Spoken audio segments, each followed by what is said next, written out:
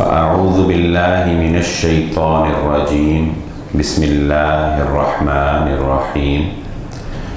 क़ालल्लाहु तआला फ़िल क़ुरआनिल मजीद लक़द कान लकुम फ़ी रसूलिल्लाहि उस्वतुन हसनह। काबिल सद एहतराम हाज़रीन मजलिस, मुहतरम मुकर्रम सामिईन इकराम, हर किस्म की तारीफ़ात उस खालिक मालिक अर्ज़ व समावात के लिए और लाखों करोड़ों दरूद व सलाम आप मुहम्मद मुस्तफ़ा सल्लल्लाहु अलैहि व आलिहि वसल्लम की ज़ात अक़दस पर। हमारी आज की गुफ्तगू, जैसा कि ये आयत मुबारका जो मैंने आपके सामने पढ़ी है, इससे भी आपको थोड़ा अंदाज़ा हो गया होगा कि रसूलुल्लाह सल्लल्लाहु अलैहि वआलिहि वसल्लम की अमली ज़िंदगी जो मदीना के अंदर नाफिज़ की गई, जो एक प्रैक्टिकल लाइफ में करके बना के एक मुआशरा दिखाया गया, उस हवाले से होगी इंशाअल्लाह। मैं आपके सामने उस मुआशरे की मौजूदा चंद मिसालें पेश करने की कोशिश करूँगा कि जिस मुआशरे में रूल्स तो वही लागू किए गए जो मुहम्मद सल्लल्लाहु अलैहि वसल्लम ने 1400 साल पहले बयान किए थे, लेकिन वो मुआशरा एक मुस्लिम मुआशरा नहीं था, बल्कि वो मुआशरा एक गैर मुस्लिम मुआशरा है। यानी एक गैर मुस्लिम मुल्क, एक गैर इस्लामी मुल्क जब वो इन उसूलों पर अमल कर लेता है तो हमें वही अमली शक्ल नज़र आती है जो आज से 1400 साल कबल हमें मदीनातुल मुनव्वरा के अंदर नज़र आई थी। फ़र्क ये है कि वो लोग मुल्हिद होने की वजह से, बेदीन होने की वजह से अल्लाह को नहीं मानते, इसलिए उनकी सारी स्ट्रगल, सारी मेहनत इस दुनिया की हद तक है और दुनिया में ही रह जाएगी। लेकिन फार्मूले उन्होंने नाफिज करके अपनी ज़िंदगी दुनिया की जो है उसको बेहतर बना लिया। लेकिन हम मुसलमान होने की हैसियत से ये एज़ाज़ रखते हैं अल्हम्दुलिल्लाह कि हम अल्लाह रब्बुल इज़्ज़त के अहकामात को मानते हैं, हम अल्लाह को मानते हैं, हम मुहम्मद सल्लल्लाहु अलैहि वसल्लम को आखिरी नबी मानते हैं। लेकिन हकीकत ये है कि हम शरीयत का एतबार नहीं करते। हम शरीयत का एतबार इसलिए नहीं करते क्योंकि हम ये समझते हैं कि अगर हमने सूद न छोड़ा तो हमारी मईशत डूब जाएगी। ये शरीयत पर बेएतबारी है। एक रिश्वत लेने वाला जब ये समझता है कि अगर मैंने रिश्वत लेना छोड़ दी तो मैं अपनी बीवी बच्चों को पाल नहीं सकूंगा, ये शरीयत के साथ गद्दारी है। एक कारोबारी शख्स अगर ये समझता है कि मैं झूठ बोले बगैर अपना सौदा नहीं बेच सकता, तो ये उसका अपने नबी पर एतबार नहीं है। अगर एक लेन देन करने वाला शख्स, एक प्रॉपर्टी डीलर ये समझ ले कि मैं जब तक झूठ मुलम्मा साजी के साथ बयान नहीं करूँगा मेरा ग्राहक मुझे नहीं मिलेगा, ये शरीयत पर बेएतबारी है। तो हम लोग अगर अपने मामलात को देखते हैं तो हमें 100% ये नज़र आता है कि हमारा शरीयत के ऊपर एतबार नहीं है, हम शरीयत को मानते ज़रूर हैं। जिन्होंने इन उसूलों को अपनाया है उनकी लाइफ क्या है, उनकी ज़िंदगी क्या है, ये आज हम थोड़ा सा जानने की कोशिश करेंगे। लेकिन हमारी उसूल और बुनियादें वही होंगी जो मदीना के रियासत के अंदर मोहम्मद सल्लल्लाहु अलैहि वसल्लम ने अप्लाई की। जापान का एक छोटा सा कस्बा है। पूरी दुनिया के अंदर उम्र की, ज़िंदगी की जो एवरेज है, ये जापान के उस कस्बे में सबसे ज़्यादा है। हमारे यहाँ रेट जो एज का रेट है वो कम होता होता अब शायद 50 साल के ऊपर आ गया है।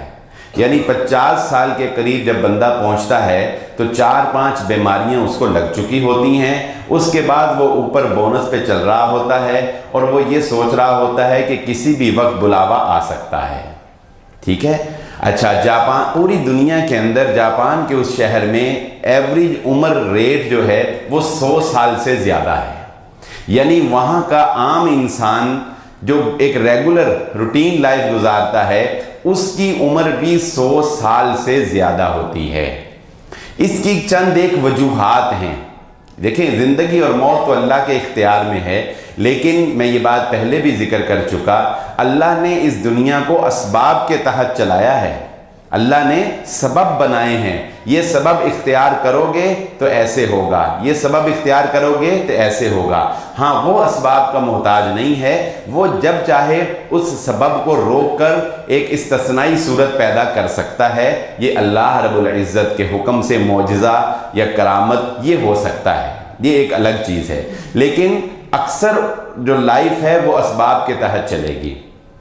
सबसे पहली चीज़ पर हम गौर करते हैं, वहाँ पर रहने वाले लोगों के अंदर सबसे पहली चीज़ क्या है जिसकी वजह से एनालिसिस करने वालों ने कहा कि ये लोग ज़िंदगी में ज़्यादा जी पाते हैं। मेडिकल साइंस ने तरक्की की तो हमें ये पता चला कि इंसान के जिस्म को 90% बीमारियाँ, हमारे जिस्म को 90% बीमारियाँ हमारे दिमाग की वजह से लगती हैं। जिस इंसान के दिमाग के ऊपर जितना ज़्यादा लोड होता है, जितना ज़्यादा प्रेशर होता है, वो उतनी जल्दी बीमार होता है। आमतौर पे कहा जाता है कि ये ब्लड प्रेशर अमीरों की बीमारी है, ये उमारा, क्योंकि उस बेचारे पर दिमाग पर लोड बहुत होता है। और आम इंसान जो है वो इस तरह की ब्लड प्रेशर, डायबिटीज़ और दीगर इस तरह की बीमारियों से ज़रा कम वाबस्ता होता है। तो उस इलाके के लोगों की एक सबसे बड़ी खूबी ये है कि वो लोग कर्जा नहीं लेते। कितनी मामूली सी बात है, वो लोग कर्जा नहीं लेते, वो कोई भी काम कर्जा लेकर नहीं करते। मोहम्मद सल्लल्लाहु अलैहि वसल्लम ने 1400 साल पहले कहा था, अल्लाह हमें कर्ज से बचाना, कर्ज रातों की नींद को खत्म कर देने वाला और इंसान की तबीयत को खराब कर देने वाला है। अल्लाह के नबी सल्लल्लाहु अलैहि वसल्लम ने कर्जे से पनाह मांगी तो सहाबा ने पूछा कि अल्लाह के नबी सल्लल्लाहु अलैहि वसल्लम, आप इतनी ज़्यादा कर्जे से पनाह क्यों मांगते हैं?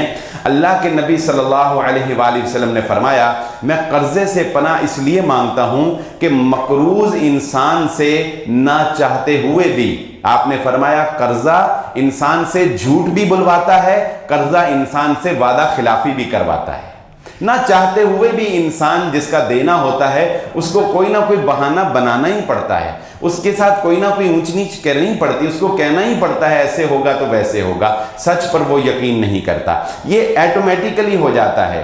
तो उस इलाके के लोगों के मेंटल सेटलमेंट, दिमागी सुकून की एक बड़ी वजह यह है कि वो लोग कोई किस्तों का कारोबार नहीं, कोई बैंक लोन नहीं, कोई किसी के साथ उधार नहीं, कोई किसी का लेन देन ऐसा नहीं, कैश काम करते हैं, जितनी चादर उतना पांव फैलाते हैं। उनके यहाँ कर्जे का कोई कॉन्सेप्ट नहीं है। ये एक बड़ी बड़ी वजह बयान की जाती है कि वहाँ के लोग बीमार नहीं होते, वहाँ के लोग जो हैं वो पुरसकून लाइफ जो है वो गुजार रहे होते हैं। दूसरी बात, उस इलाके के लोगों के अंदर, और ये बात मैं जैसे कि जिक्र कर चुका, हमें मोहम्मद सल्लल्लाहु अलैहि वसल्लम बहुत पहले बता चुके, लेकिन उसमें बाहर ये एक पूरा मौजू है और इस पर मैं एक तफसीली गुफ्तगू भी अल्हम्दुलिल्लाह आपके सामने रख चुका हूँ। दूसरी बात, और कोशिश ये करनी है कि हमने इन बातों को अपनी ज़िंदगी में अप्लाई करना है इंशाअल्लाह, अपनी ज़िंदगी में इनको नाफिज करना है। हम तो जीते ही अपनी गाड़ी के लिए हैं, हम तो जीते ही अपने मोबाइल के लिए हैं, हम तो जीते ही अपने एसी के लिए हैं। आप जरा सोचें तो सही, हम तो जिंदगी ही अपनी शादियों के लिए गुजार रहे होते हैं। हमने मोबाइल की किस्त देनी, हमने गाड़ी की किस्त देनी, हमने बच्चों की शादी पे खर्चा करना, हमने फलां चीज पे खर्चा करना, हम अपनी लाइफ अपनी चीजों के लिए जी रहे हैं। ऐसा इंसान कैसे सुकून में आ सकता है? दूसरी चीज, उनके इलाके के अंदर एक ही सफ में खड़े हो गए महमूद और अय्याज, ना कोई बंदा रहा ना कोई बंदा नवाज। इस फार्मूले पे अमल है। वो नमाज नहीं पढ़ते, उनको इस फार्मूले का इल्म भी नहीं होगा, लेकिन वहां पर एक मसावात है। मसावात से क्या मतलब? मसावात का मतलब यह है, इंडिया के अंदर एक शहर है, मैं एक एग्जाम्पल से आपको बताने लगा हूं। इंडिया के अंदर एक शहर है, वो मुसलमानों का शहर है। उन्होंने शादी करने के मामले में कुछ रूल्स अपने इलाके में नाफिज किए। ये हुकूमत ने नहीं किए, वो एक सेकुलर स्टेट है, लेकिन अपने इलाके में कुछ रूल्स उन्होंने नाफिज किए। मसावात की आपको मैं मिसाल देने लगा हूं कि मसावात कैसी है।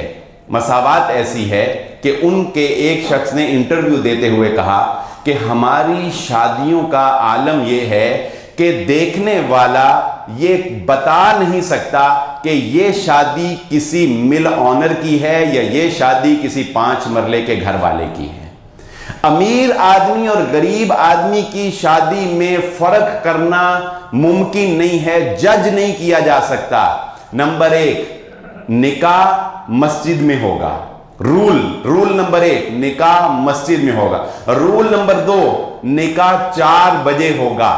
ये 4 बजे की साइंस क्या है? ना दोपहर के खाने का वक्त, ना रात के खाने का वक्त, टी टाइम 4 बजे निकाह मस्जिद में होगा, रिफ्रेशमेंट होगी। बस कोई बारात का कॉन्सेप्ट नहीं, कोई लोग नहीं जाएंगे, रुखसती यहां से होगी। लड़की वालों से खाना खाने के ऊपर पाबंदी, लड़की वालों से खाना खाने पर पाबंदी, लड़की वालों पर जहेज का किसी किस्म का बोझ डालने पर पाबंदी, वलीमे की भी कुछ लिमिट्स रखकर इंतहाई सादगी के साथ निकाह किया जाने लगेगा। ये है वो फर्क जो इस्लाम ने खत्म कर दिया आज से 1400 साल पहले। किसी गोरे को किसी काले पर, किसी काले को किसी गोरे पर, किसी अरबी को अजमी पर, किसी अजमी को अरबी पर कोई फौकियत हासिल नहीं। हम जब नमाज के अंदर खड़े होते हैं तो नमाज हमें यही तो सिखाती है कि मेरे साथ खड़े होने वाला शख्स एक बादशाह भी हो सकता है। महमूद गजनवी बादशाह था और उसके साथ उसका गुलाम अय्याज खड़ा होता था। महमूद गजनवी एक बादशाह और अय्याज उसके साथ खड़ा। इस्लाम हमें यह सिखाता है कि मसावात, इक्वालिटी, एक जैसा कोई भी तुमसे मिले वो कैसा भी है, तुम्हारे दिल के अंदर उसके साथ मोहब्बत होनी चाहिए। तीसरी चीज उन लोगों के अंदर क्या पाई जाती है? तीसरी चीज उन लोगों के अंदर क्या पाई? वो लोग अपने जज्बात को कभी भी अपने ऊपर हावी नहीं होने देते। कभी भी अपने जज्बात को अपने ऊपर हावी नहीं होने देते, ख्वाहिशात को अपने ऊपर हावी नहीं होने देते। मोहम्मद सल्लल्लाहु अलैहि वसल्लम बहुत पहले ये बता चुके, ऐ लोगों कसरत से याद किया करो हाज़िमिल लज़्ज़ात, उस मौत को जो लज्जतों को ख़त्म कर देने वाली, ख्वाहिशात का दम तोड़ देने वाली। बहुत पहले बता चुके, अल्हाकुमुत तकासुर, जो जज्बात कंट्रोल नहीं कर सकता वो अल्लाह और उसके अहकामात से गाफिल हो जाएगा। जज्बात को कंट्रोल करने का क्या मतलब है? जज्बात को कंट्रोल करने का मतलब यह है किसी दूसरे की चीज देखकर उनके दिल में कभी यह ख्याल नहीं आता कि मैं इससे बड़ी लेकर दिखाऊं। किसी को मोटरसाइकिल पर देखकर वो कभी नहीं सोचते कि मैं मुकाबले में गाड़ी लेकर आऊं। किसी को अच्छा सूट पहने हुए देखकर वो कभी उनकी खवातीन ये नहीं सोचती कि इसने फलां ब्रांड का पहना, मैं इससे ऊपर वाले ब्रांड का लेके आऊं। कभी वो अपने जज्बात को कंट्रोल करना जानते, कभी अपने जज्बात को अपने ऊपर हावी नहीं होने देते। मोहम्मद सल्लल्लाहु अलैहि वसल्लम के अंदर क्या दिल नहीं था? बताएं कि उमर इब्न खत्ताब के अंदर दिल नहीं था रजी अल्लाह ताला अन्हु? क्या अबू बकर सिद्दीक के पास दिल नहीं था? जब कैसर किसरा के तख्त और ताज उनके सामने लाकर ढेर कर दिए गए तो क्या वो उसको उठाकर अपने सर के ऊपर सजा नहीं सकते थे? उमर जिसके सामने आंख उठाने से भी मुआशरे में कोई फर्क डरता हो, क्या उसके लिए ये मुमकिन नहीं था कि वो अपनी जागीरें बना लेते? क्या मुमकिन नहीं था कि वो अपने बागात, अपने खेत, अपने खलियान, अपने ऊंट, अपने घोड़े रख लेते? मगर ऐसा नहीं हुआ, इसलिए कि उन लोगों को अपने जज्बात के ऊपर कंट्रोल करना आता था। ये जज्बात के ऊपर कंट्रोल करना जो शख्स जान लेता है उसका दिमाग पुरसकून। जब दिमाग पुरसकून, उसकी सेहत तंदुरुस्त। जब सेहत तंदुरुस्त, वो एक हैप्पी लाइफ जिसके लिए आज हम तरस रहे होते हैं, वो एक हैप्पी लाइफ जो है वो जी सकता है। चौथी बात, ये सारी बातें हम में होनी चाहिए। ये सारी बातें हम में होनी चाहिए, इसलिए कि ये सारी बातें मोहम्मद सल्लल्लाहु अलैहि वसल्लम बहुत पहले हमें बता के जा चुके, बहुत पहले इसके ऊपर इंप्लीमेंट कर चुके, बहुत पहले अमल करके दिखा चुके। आपके असहाब ने इसके ऊपर अमल करके दिखाया। नंबर 4, उस इलाके के लोगों के अंदर यानी जापानीज के अंदर यह खासियत है कि वो बर्तन छोटे रखते हैं, बर्तन छोटे रखते हैं, ओवर ईटिंग नहीं करते। नंबर 1, खाने में ओवर ईटिंग नहीं करते। नंबर 2, खाना वेस्ट नहीं करते। खाना तो क्या, अपनी किसी चीज को भी वो वेस्ट नहीं करते। मोहम्मद सल्लल्लाहु अलैहि वसल्लम ने फरमाया था, मोमिन वो होता है जो एक आंत से खाता है, मोमिन वो होता है जो भूख रख के खाता है। मोहम्मद सल्लल्लाहु अलैहि वसल्लम ने फरमाया था, मोमिन वो होता है जो अपना बर्तन साफ करके खाता है। मोहम्मद सल्लल्लाहु अलैहि वसल्लम ने हमें खाने के ज़िया से मना फरमाया। हमारी शादियों में क्या हो रहा है, हमारे होटलों में क्या हो रहा है? सबसे ज्यादा वेस्ट खाना जो ज़ाया होता है वो मुसलमानों की शादियों के अंदर होता है। वो लोग बर्तन छोटा रखते हैं, खाना थोड़ा डालते हैं, थोड़ा खाते हैं, भूख रख के खाते हैं, वो खाने को वेस्ट नहीं करते, वो खाने को ज़ाया नहीं करते। और हमारे मुआशरे के अंदर उन सारी इस्लामी इक़दार की धज्जियां उड़ा दी गई हैं। नंबर 5, जापानीज के अंदर कहने को हम क्या कहें कि आप, मैं ये इसलिए उनकी मिसाल आपको दे रहा हूं कि अगर आपने इस्लाम की अमली शक्ल देखनी हो, अगर आपको यकीन ना आता हो कि शायद ये बातें जो हदीस में हैं, शायद ये जो मौलवी बातें करते हैं ये पता नहीं कहां से करते हैं, हकीकत इसके खिलाफ है, तो मैं आपको मिसाल देकर बता रहा हूं कि हकीकत जाकर देख लें। आप हकीकत देख सकते हैं कि वहां पर हकायक बोल कर बता रहे हैं कि इस्लाम एक सच्चा दीन है। वहां हकायक बोल कर बता रहे हैं कि मोहम्मद सल्लल्लाहु अलैहि वसल्लम जो उसूल ज़िंदगी बयान करके चले गए, लक़द कान लकुम फ़ी रसूलिल्लाहि उस्वतुन हसना, जो बयान करके चले गए वो कितना पुख्ता है, वो कितना ऑथेंटिक है। जापान के अंदर चोर की सजा हाथ काटना नहीं है, इस्लाम के अंदर चोर की सख्त तरीन सजा हाथ काटना है। और हमारा इस पर ईमान है कि अगर यह सजा नाफिज कर दी जाए तो चोरी खत्म हो जाएगी। लेकिन उन लोगों ने अपने निज़ाम तालीम के अंदर अपनी बच्चों की तरबियत ऐसी कमिटमेंट के साथ की है कि जापान के अंदर चोरी नहीं होती। आप कोई चीज जापान में दानिस्ता तौर पर भी फेंक दें, वो आपके घर पहुंचने से पहले आपके घर पहुंच जाएगी, अगर उसके ऊपर कोई पता मौजूद है तो। यानी वो गैर मुस्लिम हैं। लेकिन हमारे यहां तो यहां जनाजों पर भी ऐलान करना पड़ता है कि भाई अपनी जेबें संभाल के रखना कि कोई जेब कतर ना जाए। हमारे यहां तो मस्जिद की नमाजी जो हैं वो जूतियां जो हैं वो चोरी कर रहे हैं। हमारा तो ये हाल है, लेकिन वहां पर चोरी नहीं है। वो लोग कमिटमेंट के बड़े पक्के हैं। कमिटमेंट, अगर किसी जापानी ने आपको एक दफा जुबान दे दी तो अब उसके लिए वो जुबान मरने जीने है, मरने जीने का मसला है। जब वो अपने बच्चों को, स्टूडेंट्स को तालीम दे रहे होते हैं तो वो वक्त की पाबंदी में सेकंड्स नहीं बताते। वो हम तो घंटों और मिनटों की बात करते हैं। हमें तो पता है कि कार्ड के ऊपर 7 बजे रुखसती लिखा है, ये 10 बजे होनी है। हमें पता है 8 बजे खाना लिखा है, ये 9:30 बजे मिलना है। पता है ना हमें, हम उसी हिसाब से जाते हैं। जापान के अंदर ऐसा नहीं है। वो लोग वक्त की पाबंदी, वक्त कमिटमेंट, वो जब अपने बच्चों को वक्त की पाबंदी सिखा रहे होते हैं तो उनको सेकंड्स नहीं, नैनो सेकंड्स में तरबियत देते हैं। सेकंड से भी नीचे जाकर तरबियत देते हैं। उनके यहां 1 मिनट लेट होना वो उनकी जान पे बन जाना है। इसका अंदाजा आप इस उसूल से लगा सकते हैं कि जापान के अंदर पूरे साल में जो बुलेट ट्रेन के लेट होने की एवरेज है वो सिर्फ 6.5 सेकंड है।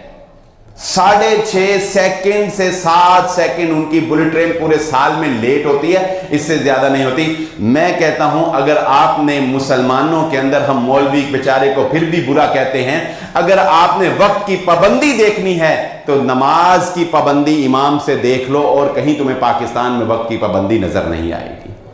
बताओ तुम्हारी नमाजें वक्त पे होती हैं कि नहीं होती?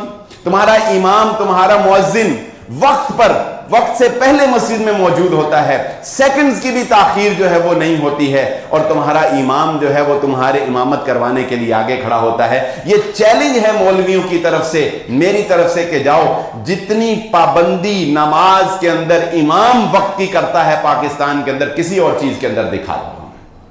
अल्हम्दुलिल्लाह ये दीन वक्त की पाबंदी सिखाता है, ये दीन हमें कमिटमेंट सिखाता है, ये मोहम्मद सल्लल्लाहु अलैहि वसल्लम सिखाते हैं कि वादा खिलाफी मुनाफिक की अलामत है, ये अल्लाह के नबी सल्लल्लाहु अलैहि वसल्लम सिखाते हैं कि झूठ बोलना ये मुनाफिक की अलामत है, झूठ जो है वो तुम्हें जहन्नुम तक पहुंचा देता है। यानी कमिटमेंट के वो लोग इस कदर पुख्ता हैं, इस कदर पक्के हैं। लेकिन हमारे यहां एक अजीब ट्रेंड है, हम लोग, अल्लाह के नबी सल्लल्लाहु अलैहि वसल्लम ने फरमाया, जो शख्स माल रखते हुए भी किसी की अदायगी में ताखीर करता है वो जुल्म कर रहा है। माल है, देना है, लेकिन जानबूझकर लेट दे रहा है, ये जालिम है। मिसाल के तौर पे हमने अपने एम्प्लॉयज की सैलरी देनी होती है, हमने रेंट देना होता है, हमने महाना कुछ ना कुछ देना होता है, किसी की हमने महाना मदद करनी होती है। हमारे पास यकम तारीख को पैसे होते हैं, हमारे पास यकम तारीख को पैसे होते हैं, लेकिन हम नहीं देते। हम जानबूझकर 5, 7, 8, 10 तारीख तक नहीं देते। क्यों नहीं देते? एग्रीमेंट क्या है? यकम को सैलरी देनी है, यकम को किराया देना है। एग्रीमेंट क्या है? महीने का शुरू का दिन यकम है। पैसे ना हो, अल्लाह मजबूरियां जानता है ना, पैसे मौजूद हैं, दे सकते हैं, इसके बावजूद हम नहीं देते।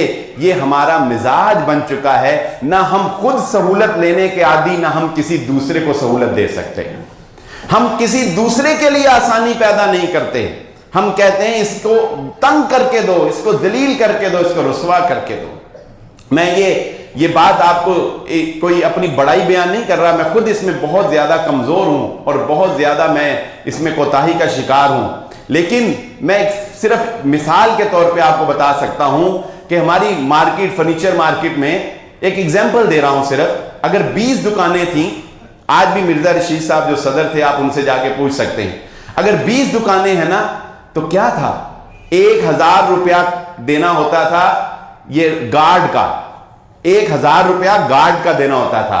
आप आज भी मिर्जा रशीद साहब से जाके पूछ सकते हैं। एक वाहद हमारी दुकान थी जो पूरे टाइम पर उनको 1000 रुपया उनके पास जाकर पहुंचाती थी, अदरवाइज 19 दुकानों पे वो बेचारे 3-3 चक्कर लगाते थे, 1000 रुपया नहीं मिलता।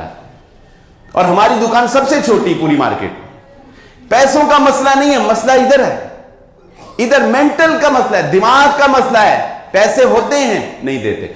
मोहम्मद सल्लल्लाहु अलैहि वसल्लम की तालीमात में ये नहीं है, जापानीज लोग के यहां ये नहीं है। वो कमिटमेंट कर लेते हैं, जिसको देने उसको फौरन देने, जिसके साथ वादा कर लिया उसके साथ वादा कर लिया। वो परफेक्शन के आदी हैं, परफेक्शन के आदी हैं। कोई गलती हुई, वो कहते हैं सबब ढूंढो। गाड़ी की लाइट खराब हुई, क्यों खराब हुई, पीछे जाओ। वो परफेक्शन के आदी हैं, चीज के नुक्स के सबब को खत्म करना चाहते हैं। हमारे कुरान में अल्लाह ने बहुत पहले ये सबब बता दिया, ला तक़रबु ज़िना, लोगों जिना से बचना है, सबब को खत्म करो। हम कहते हैं नहीं, हम कहते हैं हमारे यहां क्या है, हम मदीने की रियासत की बात करते हैं। हमारे यहां सबसे पहले कोई बीमार हो जाए, लो जी इसको नजर लग गई, बच्चा बीमार हो गया, चलो जी इस पर किसी ने जादू कर दिया। हम कहते हैं कारोबार डाउन होने लगा, जो जी इस पे किसी ने जादू कर दिया, इसको नजर लग गई, चलो अब क्या करना है, हम कहते हैं इसको बाबा के पास ले जाओ। कोई कहेगा नहीं, इसके अब गले में तावीज डलवा दो, नहीं अच्छा अब फलां दरबार के ऊपर जाके चढ़ावा चढ़ा दो, नहीं अब फलां का उर्स करवा दो, उससे आगे चले जाओ फलां जगह का तबर्रुक इसको खिला दो। क्या है ये? मदीनातुल मुनव्वरा के अंदर कोई दरबार नहीं, कोई आस्थाना नहीं। ये मीडिया के ऊपर आप थोड़ा देखते हैं जाली बाबों ने किस तरह से इज्जतों को नालाम किया, और ये आस्थानों के लाखों रुपए की आमदन, लाखों रुपया ये अपने मजावर, अपनी शादियों के ऊपर लगा रहे हैं। क्यों तुम्हें अकल नहीं आती है मुसलमानों? क्यों तुम नहीं समझते? ये दीन है, ये दीन है। मुहम्मदुर रसूलुल्लाह सल्लल्लाहु अलैहि वसल्लम ने रियासत मदीना के अंदर लोग बीमार होते थे, रियासत मदीना के अंदर बच्चे पैदा होते थे, रियासत मदीना के अंदर लोगों की शादियां होती थीं, कारोबार फ्लॉप होते थे। क्या आपके सामने ऐसे सहाबा की मिसालें नहीं है कि एक सहाबी मस्जिद के साथ लगे बैठे हैं, अल्लाह के नबी सल्लल्लाहु अलैहि वसल्लम ने पूछा क्या हुआ? कहा अल्लाह के नबी सल्लल्लाहु अलैहि वसल्लम कर्जे की वजह से परेशान हूं। अगली बात तो फिर मैं आपको कई दफा बयान कर चुका। अच्छा, अब वो मकरूज हुए ना, इंसान थे। अल्लाह के नबी सल्लल्लाहु अलैहि वसल्लम ने क्या कहा? तुझे नजर लग गई है? अल्लाह के नबी ने तुझे पे जादू हो गया है? अल्लाह के नबी सल्लल्लाहु अलैहि वसल्लम क्या फलां दरबारे पर चला जा, फलां जगह आस्थाने पर चल, अल्लाह से मांग, दुआ सिखा दी, अल्लाह से मांग। तो हम लोग अल्लाह से मांगते नहीं, सबब पर गौर नहीं करते। क्या सबब है? यार मेरे गुनाह, मेरे से कोई गलती हुई है, मेरे गुनाह हैं जिसकी वजह से मैं डाउन जा रहा हूं, जिसकी वजह से मैं नीचे जा रहा हूं, ये मेरे गुनाह हैं जो मुझे नीचे लेके जा रहे हैं। हम लोग अपने गुनाहों को छोड़ने के लिए तैयार नहीं, असबाब पर गौर करके सबब को खत्म करने के लिए तैयार नहीं, लेकिन ओल फोल इधर उधर ये सारे आस्थाने और पीर और ये फलां और ये टमकां, ये सारा कुछ जो है ये हम कर रहे हैं। सीखिए शरीयत मुहम्मदुर रसूलुल्लाह सल्लल्लाहु अलैहि वसल्लम की तालीमात से, और जिसको अमली जामा पहनाया उन लोगों ने जो अपने आप को गैर मुस्लिम कहते हैं। अगली बात, चलिए आगे चल के देखते हैं। हमारे यहां आपको ऐसे बेशुमार वाक़े मिल जाएंगे। क्या? चलती गाड़ी से हम बोतल ऐसे करके फेंकते हैं, चलती गाड़ी से हम पानी पिया, बोतल ऐसे फेंके, बच्चे को बिठाया, रैपर मुड़ोड़ा, ऐसे सड़क पे फेंका। फेंकते हैं कि नहीं फेंकते हैं? जापानीज लोग पहले दिन से अपने बच्चे को सिखाते हैं सफाई। सफाई पूरे जापान के अंदर वो अपनी मदद आपके तहत सफाई करते हैं। एक डे मखसूस है स्कूल में, बच्चों के लिए एक दिन मखसूस है, सारे बच्चों ने स्कूल की सफाई की। मुझे याद है हम जब छोटे होते थे ना, अब ये ट्रेंड नहीं रहा, लेकिन हम जब छोटे होते थे क्रिकेट खेलना हमने गली में, तो पूरे गली के जो बच्चे थे उनके लिए एक दिन मखसूस किया हुआ था कारी साहब ने। कारी साहब से हम पढ़ते भी थे नाजरा, तो एक दिन मखसूस किया हुआ था कि सारी गली के बच्चों ने उस दिन पूरी मस्जिद की सफाई करनी होती थी, पूरी मस्जिद की, ऊपर नीचे हर, हमने, मुझे आज भी याद, बर्तन धोने कारी साहब के, ये करना वो करना। अब किसी के बच्चे को आप कौन मस्जिद की सफाई करने के लिए होगा? अच्छा मेरा बच्चा ही लबे तेनू मस्जिद की सफाई बास। जापान सफाई के अंदर मुल्क पूरी दुनिया में अव्वल नंबर के ऊपर, बल्कि जापानीज के उस वक्त इस रिकॉर्ड को इतना अप्रिशिएट किया गया कि जब एक स्टेडियम के अंदर मैच खेलने के दौरान बाहर से लोगों ने कचरा फेंका, तो जापान की टीम ने जब मैच खत्म हुआ तो बगैर किसी के कहे जापान की टीम ने पूरी स्टेडियम की सफाई की। और हमारा दीन हमें बहुत पहले बता चुका था, तहूरु शत्रुल ईमान। मोहम्मद सल्लल्लाहु अलैहि वसल्लम हमें बहुत पहले ये बता चुके थे कि मुसलमानों, सफाई निस्फ ईमान है, सफाई तुम्हारे ईमान का आधा हिस्सा है। हमने समझा कि शायद गैर जरूरी बालों को साफ करना ही सफाई है, शायद कटिंग करवा लेना ही सफाई है, मूछे तरशवा लेना ही सफाई है, क्रीमें मेकअप कर लेना ही सफाई है। नहीं, घर साफ, जिस्म साफ, मोहल्ला साफ, मुआशरा साफ, स्कूल कॉलेज साफ, दुकान साफ, सफाई की नफासत मोहम्मद सल्लल्लाहु अलैहि वसल्लम ने उस शख्स को खराज तहसीन पेश किया जब आपसे एक वफद मिलने के लिए आया। अच्छा, किसी बड़ी शख्सियत को जब आप मिलने के लिए जाते हैं तो अग्रेसिव होते हैं, एक फितरी बात है, अग्रेसिव होता है इंसान। आजकल सेल्फियां लेते हैं, पहले जल्दी जल्दी आगे जाके ऑटोग्राफ लेते थे। इसी तरह एक वफद अल्लाह के नबी सल्लल्लाहु अलैहि वसल्लम से मिलने आया, तो जब वो पहुंचा तो घोड़ों पर, ऊंटों पर सफर, बुरे हाल, बिखरे बाल, नबी सल्लल्लाहु अलैहि वसल्लम को देखा, अग्रेसिव हुए, बड़े जज्बा, फौरन आके सारे मिले सारे मिले सारे मिले। एक बंदा जरा समझदार था, वो उतरा तहम्मुल के साथ, जो भी उसका मेहमान का इंतज़ाम था, मेहमान खाने में गया, पहले उसने गुस्ल किया, नहाया, अपने आप को साफ किया, नया जोड़ा पहना, लिबास पहना, फिर आके पूरे एहतिमाम के साथ मोहम्मद सल्लल्लाहु अलैहि वसल्लम से मिला।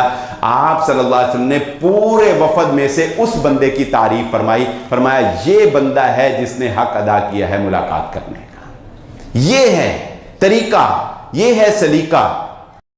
हमारे यहां सफाई का कोई इंतजाम नहीं।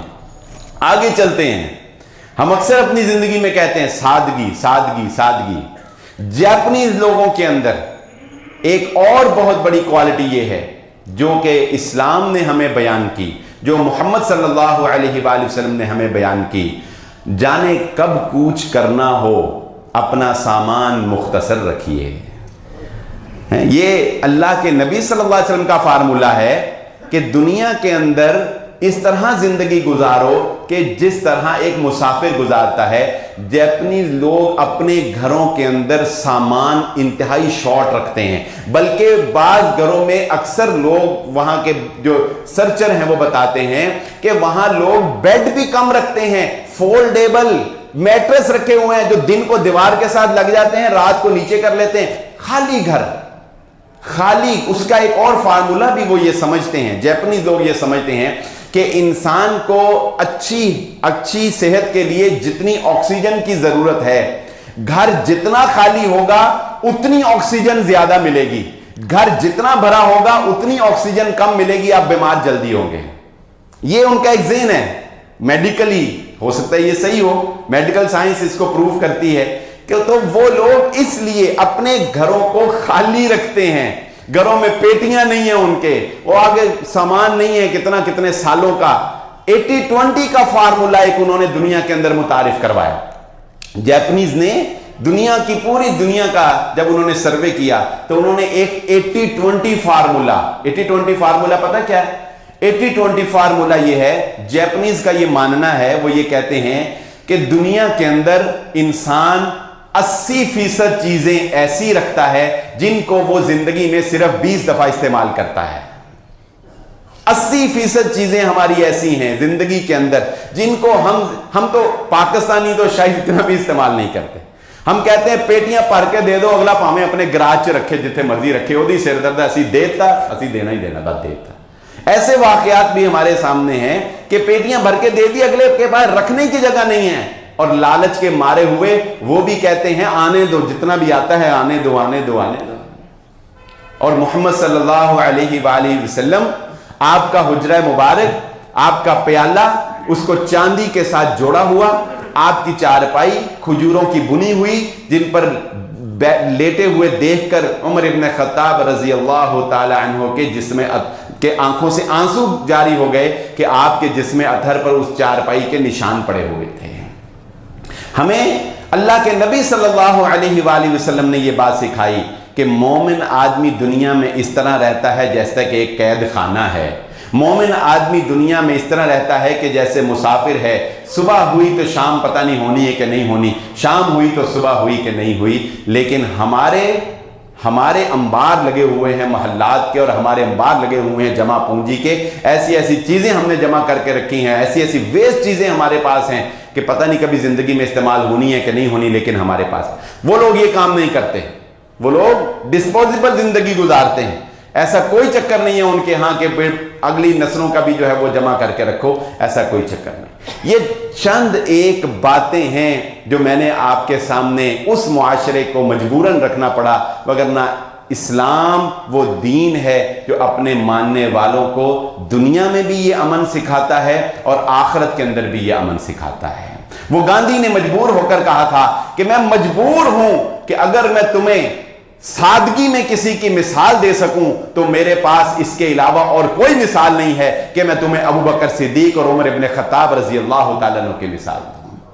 मैं मजबूर हूं कि मैं इस्लाम से मिसालें ना हूं। वो लोग मजबूर हो गए अपनी जिंदगी से, तो फिर उन्होंने इस्लाम से मिसालें इकट्ठी की, उन्होंने हमारे खुलाफा को फॉलो किया, उन्होंने हमारी तारीख को पढ़ा, उन्होंने हमारे निज़ाम को पढ़ा, उन्होंने हमारे आबा व अजदाद को देखा कि इन लोगों ने जिंदगियां कैसे पुरसकून गुजारी।